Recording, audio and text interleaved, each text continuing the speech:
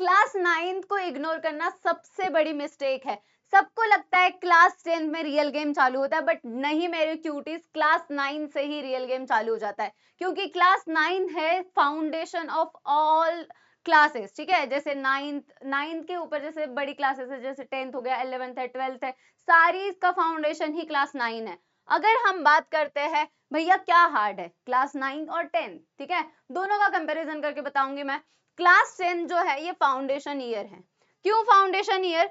क्योंकि क्लास 9 पे ही बाकी सिलेबस, क्लास 9 फाउंडेशन है, 10th का जो पूरा सिलेबस है ये क्लास 9 के ऊपर बेस है, ठीक है। उसके बाद क्लास 9 ही नहीं, क्लास 10th ही नहीं, 11th भी और 12th का भी सिलेबस क्लास 9 के ऊपर बेस है। उसके बाद अगर हम बात करेंगे इंटरनल मार्क्स का, यहाँ पे टेंशन नहीं है, क्योंकि एनुअल एग्जाम और यूनिट टेस्ट के मार्क्स स्कूल रिकॉर्ड में होते हैं और यही तुम्हारी जो बोर्ड परसेंटेज होंगे उस पे कैरी किए जाएंगे। फिर अगर हम बात करेंगे हैबिट फॉर्मेशन, अब अगर तुम बोलोगे क्लास 10th में ही जाके सारी अच्छी अच्छी हैबिटें सीखोगे, नहीं बच्चा लोग, क्योंकि क्लास 9 से ही तुम्हें अच्छे से स्टडी हैबिट्स लगानी पड़ेगी, जो क्लास 10th, 11th और 12th में जाके तुम्हें काम आएगी। तो अभी से स्टार्ट कर लो क्लास 9 की चीजें।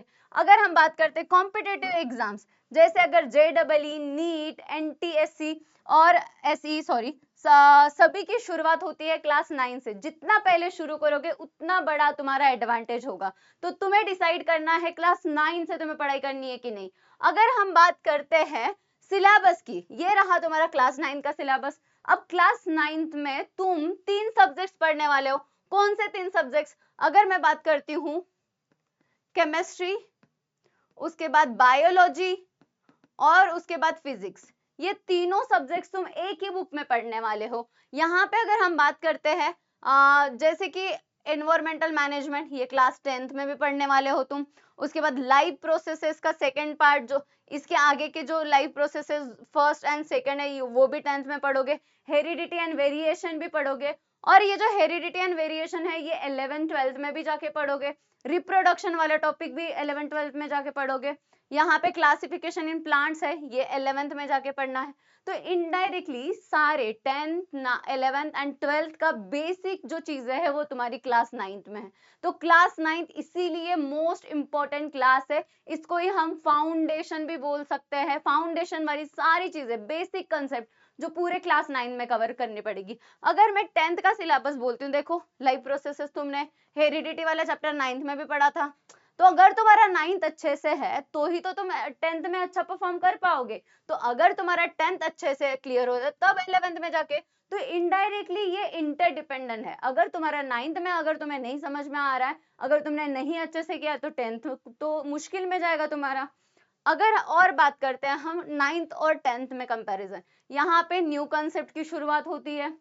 फाउंडेशन बनाने का टाइम है, क्योंकि यहाँ पे तुम्हें प्रेशर नहीं है, बोर्ड एग्जाम का प्रेशर नहीं है।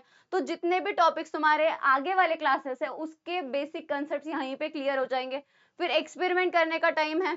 हैबिट्स जो होगी बहुत मुश्किल होती है अच्छी हैबिट्स बनाना, तो वो यहाँ पे बन सकती है, क्योंकि क्लास 10th में जाके 10th में तो बोर्ड एग्जाम है, उस टाइम पे अगर हैबिट बनाना चालू करोगे तो वो तो लेट हो जाएगा। तो यहाँ से तुम चालू कर सकते हो। नए सब्जेक्ट्स में कुछ कंफ्यूजन होता है तो वो क्लियर कर सकते हो। स्कोप समझ नहीं आता तो ये सारी चीजें, ये ईयर मोस्ट इंपॉर्टेंट ईयर है, because it's a foundation year, ठीक है। अच्छी हैबिट्स का, सिलेबस का, अच्छी आदतों का, तो ये सारी चीजें क्लास 9th में तुम कर सकते हो। अब जो चीजें 9th में अच्छी है वही आगे जाके यूजफुल होगी तुम्हें क्लास 10th में। क्लास 10th में बोर्ड एग्जाम का प्रेशर होता है, मार्क्स को तुम्हें ऑफिशियली काउंट करना पड़ेगा, कंपटीशन बहुत ज्यादा होता है, सिलेबस भी बड़ा होता है, क्लियर गोल होता है, मोटिवेशन ज्यादा होती है। 9th अगर स्ट्रांग है तुम्हारा, ये लाइन बहुत ज्यादा इंपॉर्टेंट है तुम्हारे लिए, अगर तुम्हारा 9th स्ट्रांग है तो ही तुम्हें 10th आसान जाएगा। 9th स्ट्रांग तो 10th इजी। तो इसीलिए 9th क्लास बहुत ही ज्यादा इंपॉर्टेंट है। जैसे मैंने सिलेबस का भी बताया, 9th चैप्टर में जो 9th क्लास में जो चैप्टर है क्लासिफिकेशन इन प्लांट्स, वही चैप्टर तुम्हें क्लास 11th में भी पढ़ना है। बट अगर 9th में तुम्हारे कंसेप्ट अच्छे नहीं है तो 11th में तो तुम्हें बहुत मुश्किल होगी। इसीलिए 9th क्लास मोस्ट इंपॉर्टेंट है। अब ये सारी चीजें मैंने बता दी, अब तुम्हें ये कहाँ पे मिलेगी, इसके जो वीडियोस है, नोट्स है, कहाँ पे मिलेंगे? हमारे अनअकैडमी के चैनल पे, ठीक है। ये रहा हमारा 9th and 10th Maharashtra board का अनअकैडमी का चैनल है। यहाँ पे तुम्हें सारे 9th क्लास के वीडियोस मिल जाएंगे, तुम्हारे लिए बैचेस है। उसके बाद यहाँ पे तुम अगर डिस्क्रिप्शन में जाते हो तो यहाँ पे टेलीग्राम की लिंक मिलेगी, इंस्टा अकाउंट, व्हाट्सअप, ये सारे ग्रुप्स में तुम ज्वाइन हो सकते हो।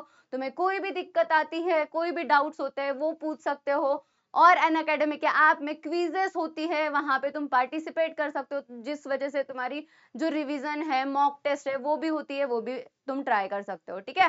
तो ऐसे और वीडियोस के लिए लाइक शेयर करना भूलना नहीं है। और हाँ, तुम्हें अभी से चालू कर देना पड़ेगा पढ़ाई, अदरवाइज क्लास 10th 11th मुश्किल में जाएगा, because this is the foundation year. कल से पढ़ूंगा ये अगर सोच रख रहे हो तो ये तुम्हारी सबसे बड़ी क्या बोल सकते हैं, दुश्मन है बोल सकते हैं, या तो फिर मुश्किल जाएगा आगे। और अगर 9th में जो बच्चा जिसकी 9th की नींव अच्छी है, उसका ही पूरा फ्यूचर आगे का जो होगा बच्चा वो अच्छा रहेगा। जैसे 10th है, 11th है, 12th है, ये सबसे आसान हो जाएगा, बिकॉज तुम्हारा 9th में तुमने बहुत अच्छे से पढ़ा है। अगर वीडियो अच्छा लगा है तो लाइक शेयर करना भूलना नहीं, और कमेंट करके बता दो कैसा लगा। बाय, टेक केयर, जय हिंद, जय महाराष्ट्र।